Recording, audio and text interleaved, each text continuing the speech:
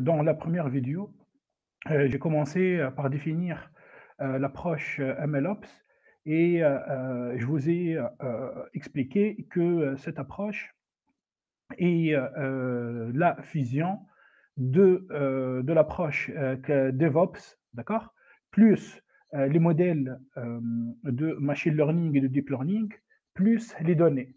Et j'ai parlé un peu de la plateforme MLflow. Je vous ai montré en fait comment on fait pour créer, tout d'abord pour créer une base de données.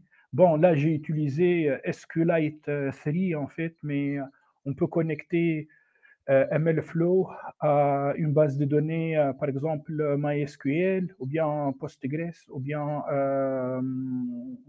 une autre enfin, base de données, par exemple SQL Server. Bon, moi, j'ai choisi en fait la solution la plus simple. Je vous ai montré aussi comment on fait pour lancer l'engin, d'accord. Et quand on clique sur le lien, eh ben, on obtient c'est-à-dire ce front-end ou bien cette interface qui contient en fait deux rubriques experiments et models. Voilà. Donc, on va laisser de côté MLflow pour l'instant et on va en fait implémenter un code de régression selon le modèle ElasticNet, en fait, avec une approche classique. Donc, quand je parle d'une approche classique, en fait, je ne vais pas vraiment écrire des commandes, en fait, c'est-à-dire le code ne sera pas structuré sous forme d'une succession de commandes. Mais je vais quand même essayer d'appliquer en fait un paradigme modulaire. Donc, je vais quand même implémenter le code selon des fonctions.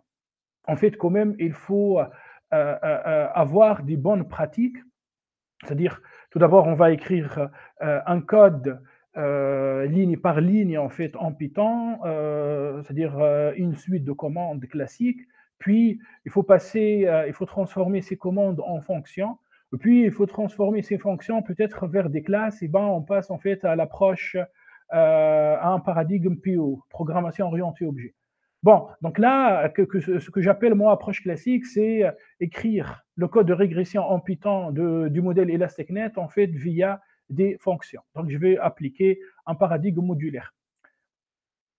Bon, après, à un moment donné, je vais revenir à chaque fois en fait à la partie mathématique pour vous expliquer le lien entre l'informatique, enfin le code et ces deux paramètres alpha et L. Et ça rentre et ce basculement en fait entre mathématiques et informatique et développement enfin, du code rentre bien dans le travail quotidien d'un data scientist. C'est-à-dire un data scientist doit quand même savoir jongler entre les deux. Allez, donc je vais commencer en fait à implémenter le code. Donc tout d'abord, je vais appeler ou bien je vais charger les modules de base. Donc je commence par NumPy, ok, puis Pandas, puis je vais charger en fait un module warnings, c'est-à-dire qui permet en fait après on va tuer les avertissements, ok. Bon, ça marche. Maintenant, à partir de la bibliothèque scalearn, c'est-à-dire et dans son module linear model, je vais charger la classe ElasticNet et puis à partir de model selection, je vais charger la fonction train-test-split qui permet de diviser le lot de données en fait en deux lots, un lot d'entraînement et un lot de test. Et afin de réaliser l'évaluation, je vais utiliser Matrix, le sous-module Matrix. Et à partir de ce sous-module, je vais charger en fait trois mean square error en fait qui est bon, est-ce qu'on peut dire que il s'agit d'une métrique en fait plutôt oui, enfin, c'est-à-dire quand on compare entre deux modèles, on peut considérer mean square error en fait comme une bonne métrique de comparaison. Bon, sinon c'est une loss function, mean absolute error et le R au carré, le coefficient de détermination. Voilà. Maintenant, qu'est-ce que je vais faire? Je vais charger les données, donc chargement des données. Donc avant ça, il faut quand même connaître le répertoire dans lequel on travaille. Donc je vais utiliser la commande pwd. Donc là, je suis dans le répertoire test, le répertoire que j'ai créé hier, c'est-à-dire dans la première vidéo, avec VS Code, hein, qui contient un répertoire artifacts qui a été créé quand j'ai exécuté la commande MLflow. Je vais revenir après sur ce répertoire, et un répertoire data qui contient chemicalliquid.csv. Donc, je vais mettre le chemin d'accès vers les données en data.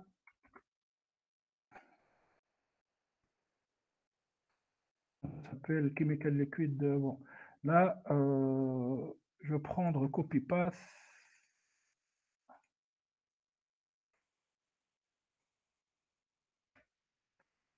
Voilà. Bon, là, bien évidemment, je travaille avec Windows. Donc, j'ajoute R pour en fait changer après, pour que Pandas puisse changer les anti-slash en slash. Et maintenant, je vais lire le fichier, donc pd read CSV, et je lui donne data path. On remarque que c'est bon. Nous avons en fait chargé les données. Bon, on peut bien évidemment en fait appliquer quelques commandes pour comprendre la structure de notre fichier. Donc nous avons 4898 lignes, 12 colonnes. Par exemple, je peux récupérer les noms des colonnes. Je peux aussi récupérer les indices. Donc je commence à partir de 0 jusqu'à 4898 moins 1.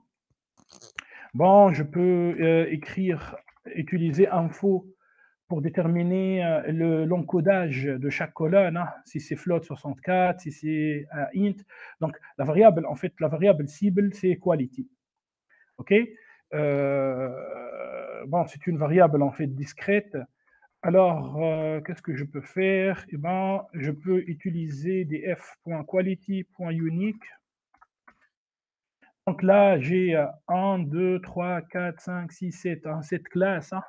6, 5, 7, 8, 4, 3, 9. Donc je peux aussi déterminer le nombre des valeurs distinctes donc, dans la variable cible. Donc j'ai 7 valeurs.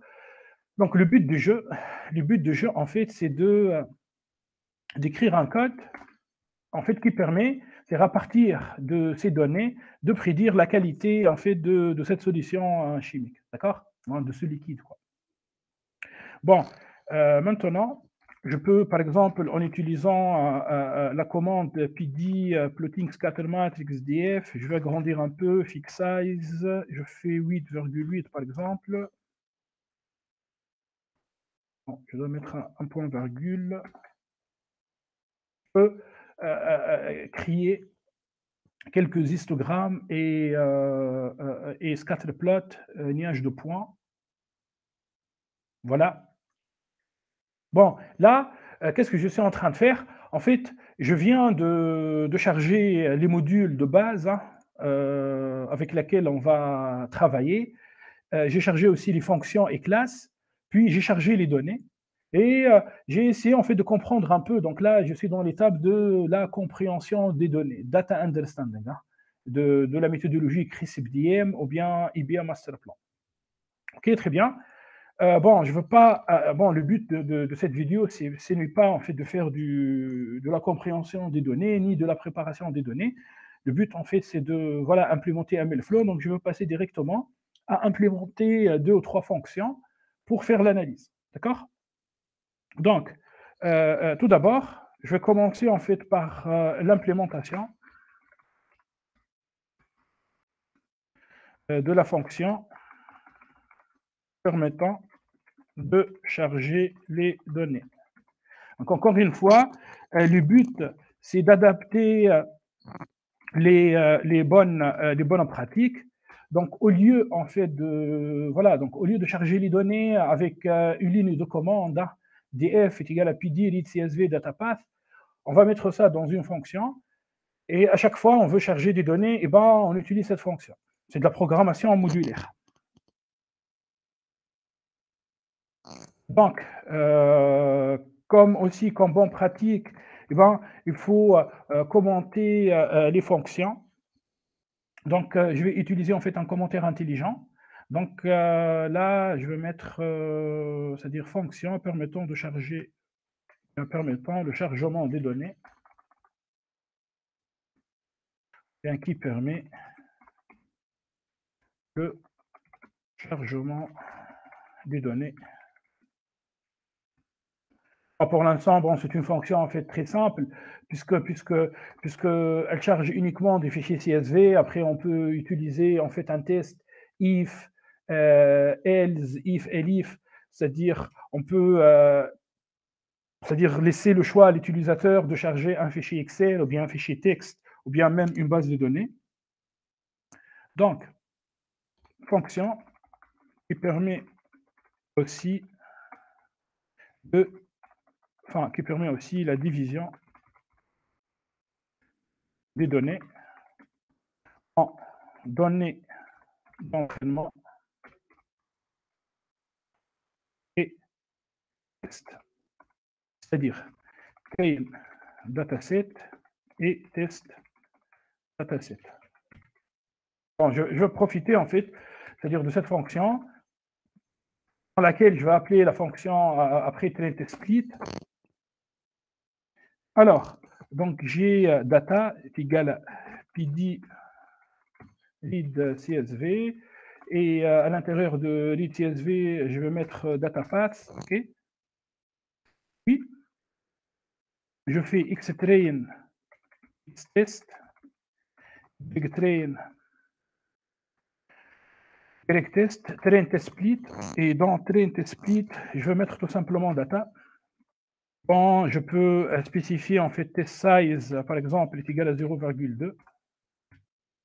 Je peux aussi préciser en fait le random state est égal à random state. Voilà. Et bien sûr, je peux donner, ou bien, bon, là j'ai mis 20%, hein, je peux mettre test size ici, hein, ok. Donc là, je vais donner en fait le test size comme un argument d'entrée, et le random state aussi. La random state, je peux définir random state est égal à 0 comme une valeur par défaut, et test size est égal à 0,2. Voilà.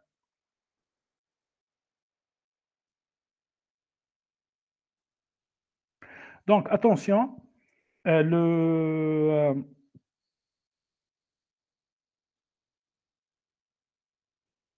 donc là, en fait, bon, j'ai mis uniquement data.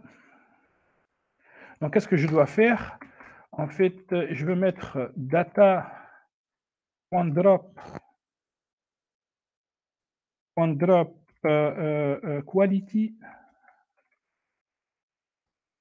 c'est-à-dire, bon, je vais vous expliquer, hein. Data reçoit DF, puis je vais mettre data là, voilà. Donc là, data, en fait, c'est un data frame qui contient des colonnes. Donc, la dernière colonne, c'est bien notre variable cible. Donc, en fait, afin de définir notre matrice rectangulaire X, qui commence en fixed acidity et finit à alcool, en cette avant-dernière colonne, donc je vais faire data.dropQuality qui va supprimer la dernière colonne. D'accord?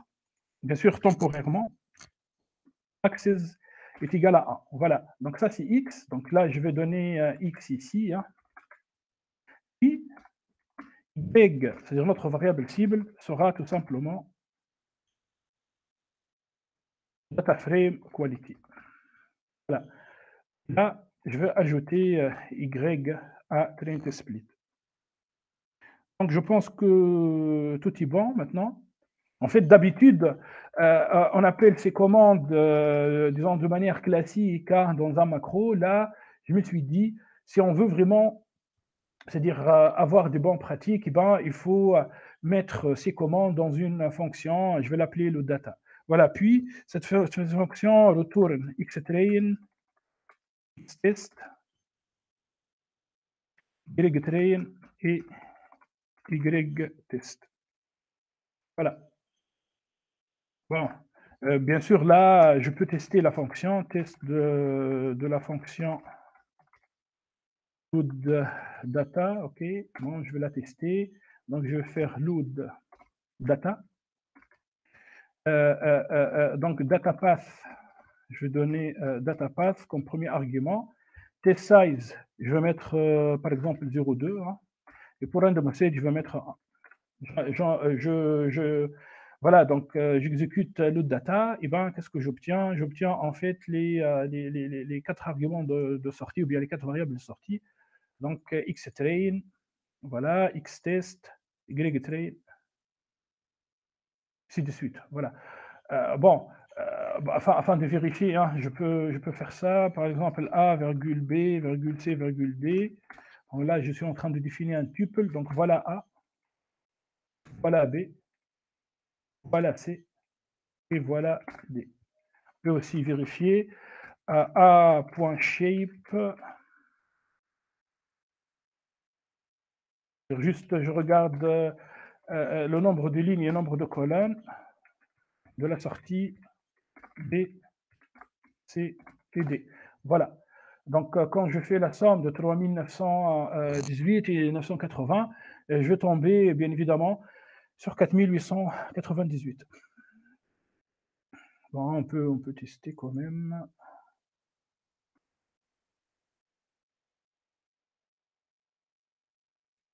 Voilà. Donc, tout est bon, la fonction fonctionne correctement. Hein. Par exemple, au lieu de mettre 0,2, je vais mettre par exemple 25%. Et là, on voit bien que le nombre de lignes change. OK, voilà pour la première fonction. Je passe maintenant rapidement à la deuxième fonction. Donc, cette fonction permet de réaliser l'entraînement. Bon, là, j'écris un commentaire, fonction, qui permet de entraîner le modèle ElasticNet. Alors, la fonction s'intitule par exemple trait. Il va prendre comme argument d'entrée alpha. Je vais commencer à partir de 0,5 comme valeur par défaut, et L1 ratio, et je prends aussi 0,5. Je vais vous expliquer c'est quoi alpha, c'est quoi L1 ratio. C'est tout simplement en fait ce facteur, c'est-à-dire alpha fois L1 ratio, c'est un facteur scalaire qui multiplie la norme L1. Et plus 0,5 fois alpha fois 1 moins alpha L1 ratio, c'est le facteur qui multiplie la norme 2. En fait, on va changer, c'est-à-dire quand on augmente alpha, ou bien, allez, par exemple, quand j'augmente L1, la contribution de la norme L1 augmente dans la fonction objectif. Par contre, quand je diminue L1, c'est la contribution de la norme L2 qui augmente. Donc, on est en train, en fait, de mélanger ridge regression et lasso regression, bien sûr, avec en fait une régression linéaire multiple. Voilà. Donc, voilà pourquoi il faut quand même avoir en fait un peu de recul en mathématiques qui permet vraiment de comprendre la signification statistique et mathématique en fait des paramètres en vigueur. Voilà. Donc après, nous, on va jouer sur ces paramètres pour améliorer la qualité du modèle. Je fais pareil, hein, je vais utiliser un commentaire intelligent. Donc, je vais écrire entraînement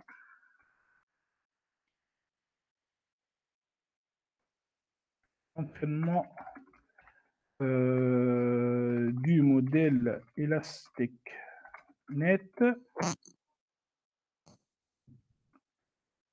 en changeant les paramètres alpha et L1 ratio, puis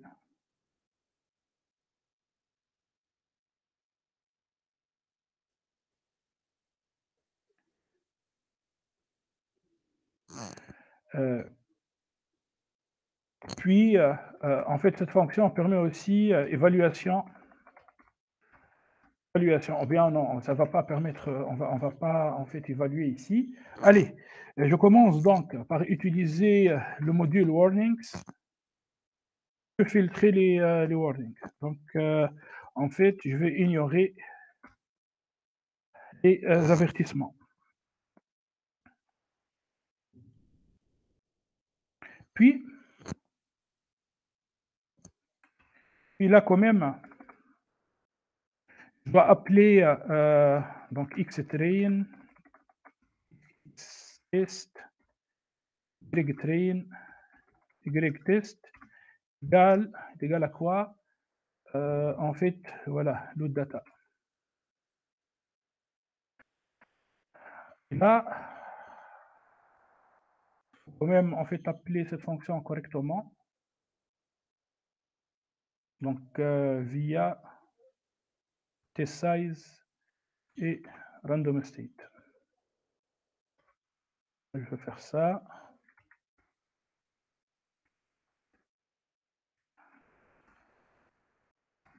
Bon, je vais ajouter donc ici ces arguments data path, size et random state. Bon, je vais fixer random state en fait à 0, size à 20%. Donc, je vais garder data path, ok. Maintenant, qu'est-ce qu'on va faire? On fait tout simplement, on va appeler ElasticNet. C'est-à-dire, je vais instancier en fait cette classe. Hein. Donc LR c'est un objet et ElasticNet c'est une classe. Donc LR. Après en fait je vais appeler le modèle hein, ElasticNet via l'objet LR pour linear regression. Hein. Donc alpha est égal à alpha. L1 ratio est égal à L1 ratio. Et random state est égal à random state. Random state, là, le random state de ElasticNet sera en fait le random state fixé ici, hein, c'est-à-dire dans l'entête de la fonction. Puis, donc, bien sûr, je vais faire lrfit xtrain ytrain.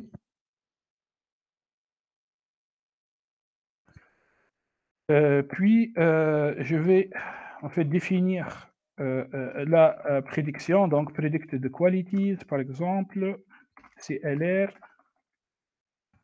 predict.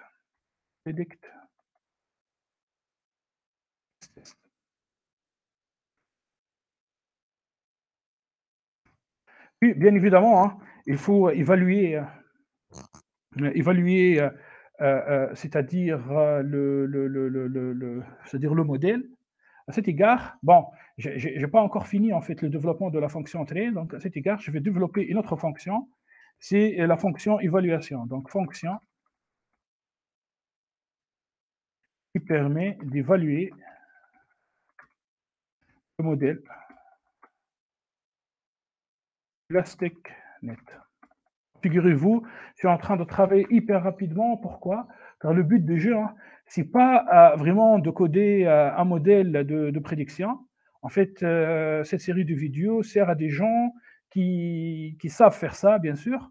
Mais le but, en fait, c'est après, je vais vous montrer comment on va inclure les codes ou bien les lignes de code en Python de MLflow qui permettent en fait de faire le tracking de ce modèle. Voilà pourquoi je ne prends pas vraiment mon temps d'expliquer cette partie. Alors, je vais appeler cette fonction eval matrix.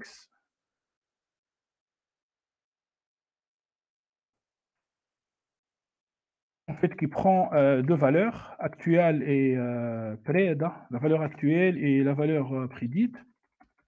Bon, je vais écrire une commande, enfin un commentaire intelligent. Fonction qui calcule et métrique d'évaluation. Bon, on peut spécifier ces métriques. Je viens en fait de les charger en haut du fichier. Donc c'est le mean square error, mean absolute error et le coefficient de détermination. Bien évidemment, on peut utiliser d'autres métriques. et qui sont, voilà.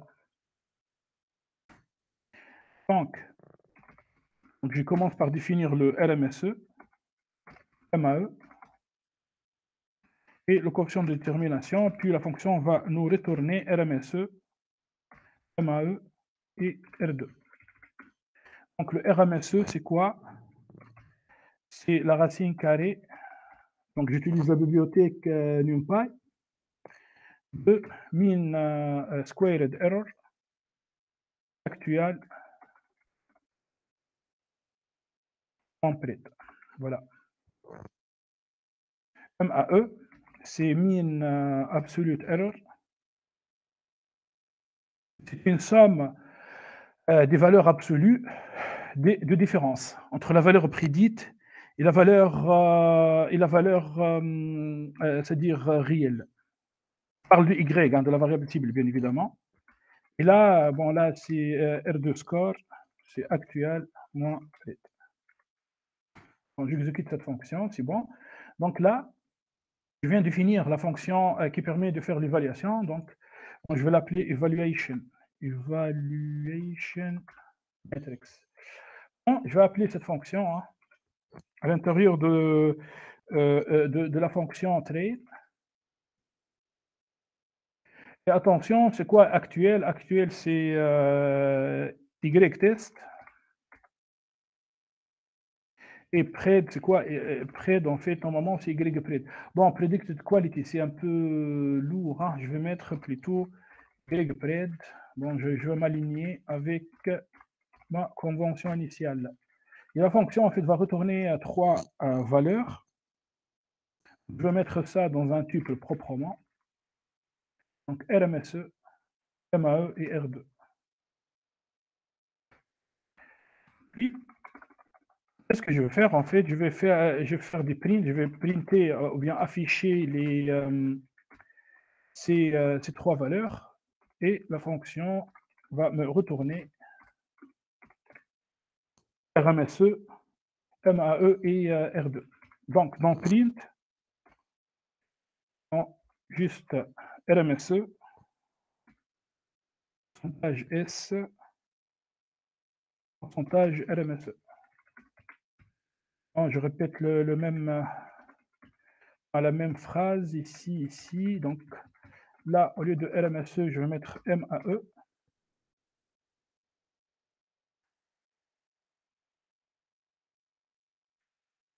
MAE, puis R2. R2, coefficient de détermination, ou bien R squared. Je pense que tout est bon là. Bon, j'exécute. Non, default argument follows default argument.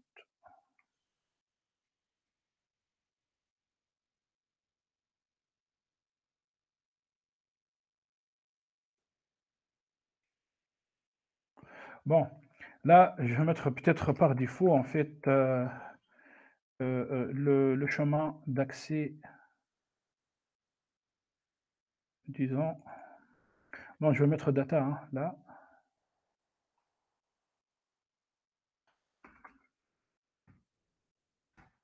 Donc là, c'est bon, ça passait.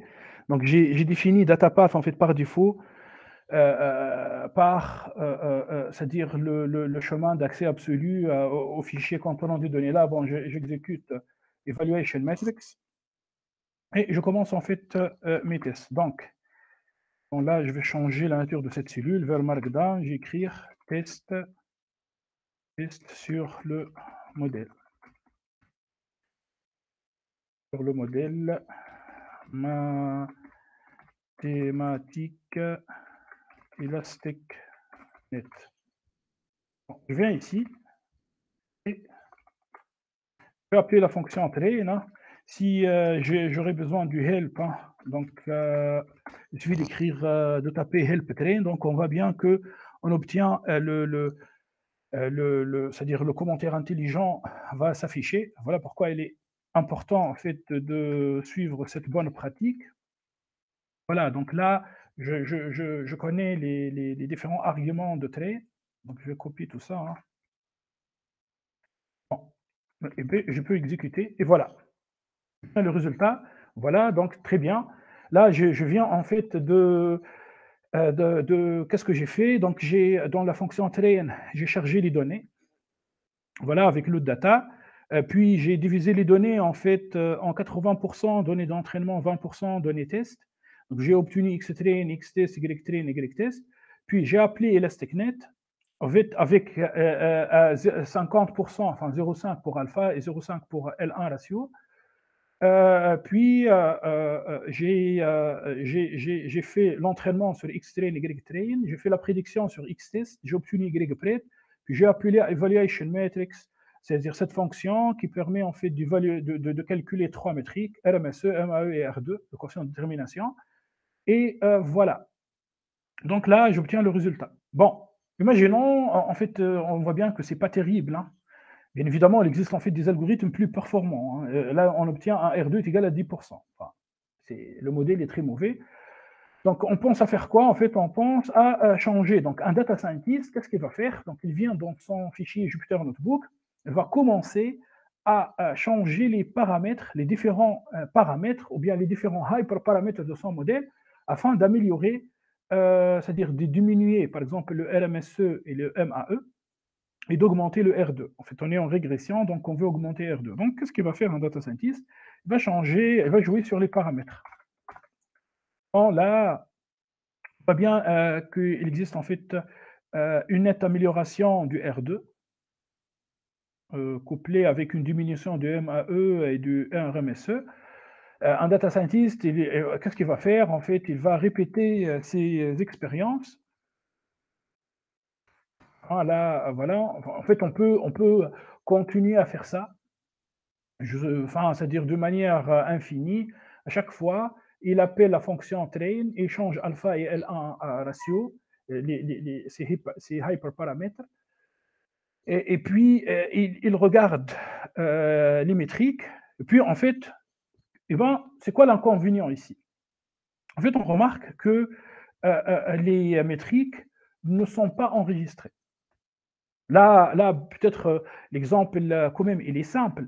Euh, mais imaginez que si lui, peut-être, au lieu d'utiliser ElasticNet, je vais vous implémenter cet exemple, il va peut-être travailler avec XGBoost. On voit bien que XGBoost dispose d'un nombre très très grand en fait, de hyperparamètres. Après, peut-être il va utiliser une technique de tuning de ces hyperparamètres comme grid search, ou bien random search, ou bien il va utiliser Bayesian search. Enfin, c'est une technique en fait qui utilise une approche bayésienne pour trouver les meilleurs hyperparamètres. Tout ça, ça pose beaucoup de problèmes. Donc, peut-être il va finir le travail aujourd'hui, peut-être vers 18 heures, et il va reprendre demain, par exemple, et il va peut-être en fait changer de modèle. Donc, quand il va changer de modèle, qu'est-ce qu'il va faire? Est-ce qu'il va changer le modèle ici dans la fonction trait, ou bien il va créer en fait un autre fichier Jupyter Notebook, c'est-à-dire dans un autre fichier Jupyter Notebook, il va copier c'est-à-dire le code qui se trouve ici, et il va changer juste cette partie, c'est-à-dire ElasticNet, il va mettre peut-être logistic regression, ou bien il va mettre peut-être random forest, il va mettre decisionality regressor, et ainsi de suite, ainsi de suite. Donc, donc le data scientist va finir en fait par un nombre infini c'est-à-dire de fichiers Jupyter Notebook, et les expérimentations deviennent ingérables. Maintenant, imaginez au bout d'une semaine, enfin de 5 jours de travail, en fait, on va finir par un grand nombre de fichiers Jupyter Notebook. Et dans chaque fichier Jupyter Notebook, en fait, il y a le résultat de nos expérimentations. On trouve les valeurs de nos métriques. Puis, à un moment donné, on va dire, tiens, en fait, l'expérience qui a été réalisée peut-être lundi a donné peut-être la meilleure métrique. Après, on va oublier, on va dire, tiens, la meilleure ou bien le meilleur résultat a été obtenu où? Lundi, mardi, mercredi, dans ce Jupyter Notebook, peut-être là, je vais mettre le GSTEC, peut-être regression, hein. Moi, je suis en train de simuler le GSTEC regression, par exemple, direct implementation.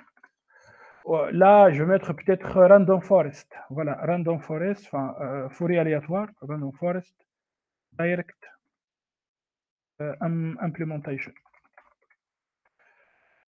Et on voit bien que la gestion du projet en sciences de données devient ingérable. À cet égard, il est très important de travailler avec en fait une plateforme qui permet d'enregistrer tous ces essais. Donc, dans la troisième vidéo, qu'est-ce que je vais faire, hein? C'est très simple, enfin, très simple. En fait, je vais intervenir sur ce code, hein, sur ce code déjà implémenté. Je vais ajouter des lignes de code MLflow, et avec ces lignes de code, en fait, dans la fonction train et au début en fait, du code, eh ben, on va suivre les différentes expérimentations et on va voir en fait une trace. Bon, allez, à la troisième vidéo. Et merci beaucoup pour votre attention.